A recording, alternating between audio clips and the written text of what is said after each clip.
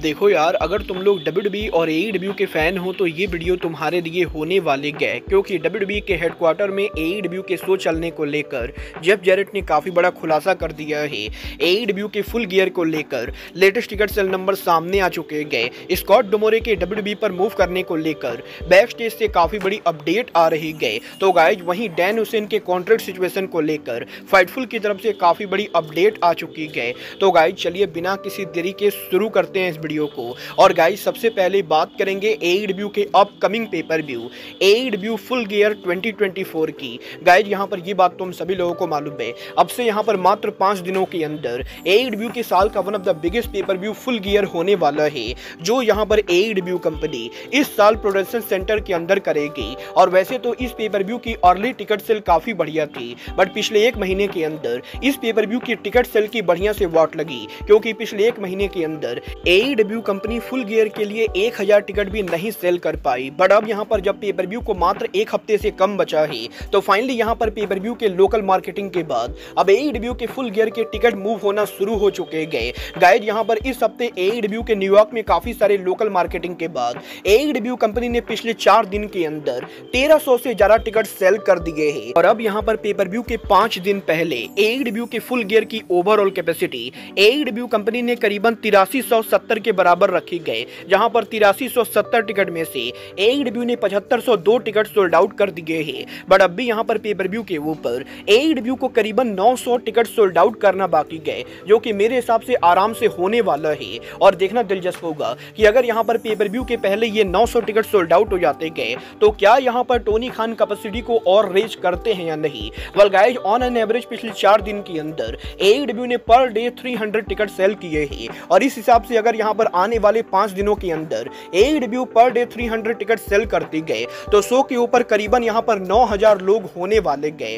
Well देखना दिलचस्प होगा कि AEW के फुल गियर की फाइनल अटेंडेंस कितनी होती गए, और लास्ट मिनट वॉक इन के बाद क्या ये पेपर व्यू 10,000 को क्रॉस करता है या नहीं। बट गाइस चलिए फिलहाल आगे बढ़ते और बात करते हैं AEW सुपरस्टार डैन हुसैन की। वेल गाइस बात करें अगर यहां पर डैन हुसैन की, तो गाइस आज से करीबन 3 साल पहले AEW ने popular independent wrestler Dan Hussain को साइन किया था। और उनके कंपनी को ज्वाइन करने के बाद वो कुछ ही महीनों के अंदर मर्चेंडाइज सेल के अंदर AEW के one of the biggest draw बने थे। But last year Dan Hussain के इंजर्ड होने के बाद उन्हें यहां पर टीवी से ऑफ किया गया, और 2024 के ओपनिंग के ऊपर जब उनकी इंजरी ठीक हुई, तो एक टाइम के ऊपर टोनी खान उनके रिटर्न को प्लान बना रहे थे। बट गाइस लास्ट मिनट के ऊपर टोनी खान ने प्लान को चेंज कर दिया और डैन हुसैन को होल्ड पर रखा गया, जिसके बाद के डैन हुसैन काफी ज्यादा फ्रस्ट्रेटेड थे, क्योंकि वो टीवी पर वापस आना चाहते थे। बट गाइस AEW के मैनेजमेंट के डैन हुसैन को होल्ड पर रखने के बाद जब डैन हुसैन को करीबन जून महीने के अंदर दोबारा से AEW के अंदर आने के लिए पिच किया गया, तो उस समय डैन हुसैन ने AEW के मैनेजमेंट से ये कहा कि करंटली यहां पर उनकी फैमिली के अंदर कुछ प्रॉब्लम चल रही गए, और इस वजह से वो AEW के शो पर रेगुलर काम नहीं कर सकते गए। और इस बार डैन हुसैन के AEW के मैनेजमेंट को मना करने के बाद डैन हुसैन को कुछ टाइम के लिए और ऑफ रखा गया। बट गाइस डैन हुसैन के AEW के मैनेजमेंट से ऐसा बोलने के बाद AEW के मैनेजमेंट को यह पता चला कि डैन हुसैन AEW के बाहर वीकली बेसिस पर काफी सारे इंडी रेसलिंग शो के ऊपर काम कर रहे गए। और जहां डैन हुसैन ने मैनेजमेंट को यह बोला था कि उनकी फैमिली प्रॉब्लम की वजह से वो उनके घर के ऊपर है, वहीं डैन हुसैन AEW के बाहर जब लगातार काफी सारी इंडी कंपनी पर काम कर रहे थे, तो AEW के मैनेजमेंट को यह बात काफी खराब लगी, और AEW के मैनेजमेंट ने डैन हुसैन से बात करने की कोशिश की, जहां पर डैन हुसैन ने फिर एक बार वही सेम बहाना बनाया कि उनकी फैमिली के अंदर प्रॉब्लम चल रहे गए। और गाइस यहां पर AEW के मैनेजमेंट को ऐसा लगता है कि डैन हुसैन यहां पर सैटरडे नाइट को AEW के कोलिजन पर काम करने को इंटरेस्टेड नहीं गए, और इसीलिए वो यहां पर फालतू बहाने बनाकर AEW के टीवी से ऑफ रहकर इंडी रेसलिंग से पैसा कमाना चाहते गए। और लगातार मिसकम्युनिकेशन के बाद अब AEW के अंदर ना तो डैन हुसैन को वापस लाने का दूर दूर तक कोई भी प्लान दे, और ना ही AEW कंपनी डैन हुसैन को लेकर कोई भी क्रिएटिव पिचेज कर रहे गए। और गाइस फाइटफुल सेलेक्ट का ये कहना है कि डैन हुसैन का AEW का कॉन्ट्रैक्ट अगले साल 2025 के अंदर ओवर होने वाला है, और पॉसिबली जून से अगस्त के बीच में डैन हुसैन के AEW कॉन्ट्रैक्ट ओवर होगा। और क्योंकि यहां पर डैन हुसैन AEW कंपनी के धोखा दे रहे थे, तो पॉसिबली यहां पर AEW कंपनी डैन हुसैन को अब यहां पर दोबारा टीवी पर नहीं लाएगी, और वो यहां पर घर बैठकर AEW से सैलरी लेने वाले गए। वेल देखना दिलचस्प होगा कि AEW के अंदर डैन हुसैन के कॉन्ट्रैक्ट के ओवर होने से पहले वो दोबारा कभी रिटर्न करते हैं या नहीं। वेल गाइस मुझे यहां पर ये बात सच में समझ में नहीं आती गए कि जो रेसलर AEW कंपनी पर काम नहीं करना चाहते गए उनको यहाँ पर टोनी खान रिलीज क्यों नहीं करते गए, क्योंकि गाइस ऑलरेडी यहाँ पर मीरो, रिकी स्टार सहित काफ़ी सारे ऐसे रेसलर हैं जो टीवी पर काम करना नहीं चाह रहे गए,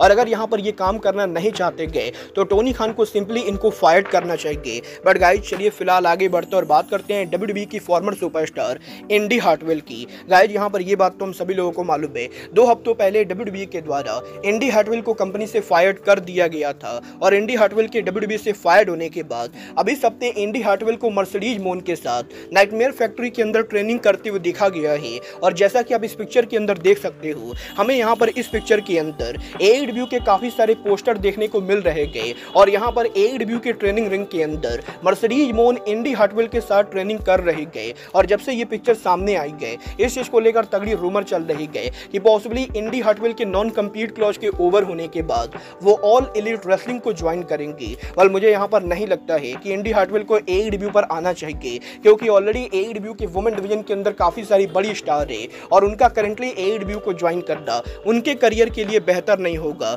बट गाइस चलिए फिलहाल आगे बढ़ते और बात करते हैं TNA रेसलिंग के फॉर्मर प्रेसिडेंट स्कॉट डोमोरे की। बात करें अगर यहाँ पर स्कॉट डोमोरे की, तो ये बात तो मैं आपको ऑलरेडी बता चुका हूँ। TNA रेसलिंग के साल के ओपनिंग पर स्कॉट डोमोरे को फायर करने के बाद TNA रेसलिंग ने स्कॉट डोमोरे के कॉन्ट्रैक्ट में नॉन कम्पीट क्लॉज लगाया था, जिस नॉन कम्पीट क्लॉज के हिसाब से वो यहाँ पर कंपनी को लीव करने के 8 महीने बाद तक किसी और कंपनी को ज्वाइन नहीं कर सकते थे। बट अब यहाँ पर जब उनका नॉन कम्पीट क्लॉज ओवर हो चुका है, तो स्कॉट डोमोरे को इस हफ्ते दुनिया की बिगेस्ट रेसलिंग कंपनी WWE के परफॉर्मेंस सेंटर के ऊपर देखा गया है। गाइस यहाँ पर इस हफ्ते WWE के परफॉर्मेंस सेंटर के ऊपर स्कॉट डोमोरे ने विजिट किया था, और वैसे तो लोगों का ये कहना है कि स्कॉट डोमोरे को यहाँ पर स्पेशल गेस्ट के तौर पर बुलाया गया था, और वो यहाँ पर सिर्फ WWE की फैसिलिटी को चेकआउट कर रहे थे। बट गाइस काफी सारे लोग ये बिलीव करते गए कि पॉसिबली अब यहाँ पर जब स्कॉट डोमोरे का नॉन कम्पीट क्लॉज ओवर हो चुका है, तो WWE कंपनी स्कॉट डोमोरे को कंपनी पर लाने की कोशिश करेगी, और इसी रीजन की वजह से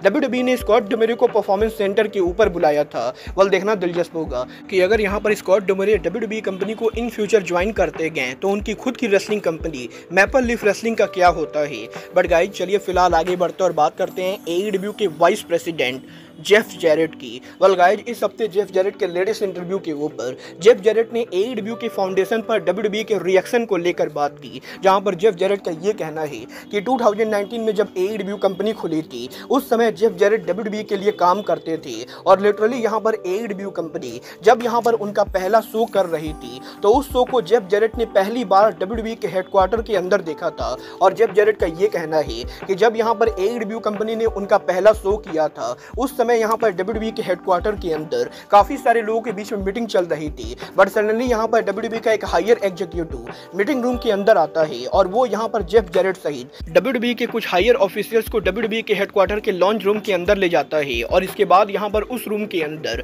WWE के हेडक्वार्टर में AEW के शो को लाइव देखा जाता है। और जेफ जैरेट का ये कहना है कि जब AEW कंपनी का फाउंडेशन हुआ था, उस समय WWE के हेडक्वार्टर के अंदर भी काफी बज़ थी, और WWE कंपनी भी ये देखना चाहती थी कि एग्जैक्टली यहाँ पर AEW कंपनी कैसे परफॉर्म करती गए। और गाइस यहाँ पर जेफ जैरेट ने WWE के काफी सारी हायर एग्जीक्यूटिव के साथ AEW का पूरा पेपर व्यू पहली बार WWE के हेडक्वार्टर के अंदर देखा था। और गाइस यहाँ पर जैरेट का ये कहना है कि जब AEW का पेपर व्यू ओवर हुआ था, तो काफी सारे लोग हेडक्वार्टर के अंदर AEW के शो को लेकर काफी इंप्रेस थे, और WWE कंपनी भी इंटरनली इस चीज को लेकर हैप्पी थी कि रेसलिंग बिजनेस के अंदर अब यहाँ पर एक बार फिर से कोई बड़ी कंपनी आ रही गई, क्योंकि at the end of the day जब भी रेसलिंग बिजनेस के अंदर कोई 2 बड़ी कंपनीज होती गए, तो इनडायरेक्टली यहाँ पर दोनों कंपनीज को फायदा होता है। और गाइस यहाँ पर इस तरीके से जेफ जैरेट ने ये कंफर्म किया है कि टाइम टू टाइम काफी बार WWE के बैक स्टेज के ऊपर और इवन यहाँ पर हेडक्वार्टर के ऊपर लोग यहाँ पर AEW के शो को देखा करते गए। मैं ये चीज सुनकर बिल्कुल भी शौक नहीं हूँ, क्योंकि गाइस यहाँ पर WWE के अलावा AEW के अंदर भी काफी बार लोगों को WWE के NXT शो को देखते हुए पाया गया है, और ये यहाँ पर बहुत ही नॉर्मल चीज है कि रेसलिंग कंपनी एक दूसरे के शो को फॉलो करते गए। बट गाइस अब आज के इस वीडियो में बस इतना ही। मैं मिलता हूँ आपसे अपने अगले वीडियो में। बट गाइस तब तक के लिए good bye, good night and bang.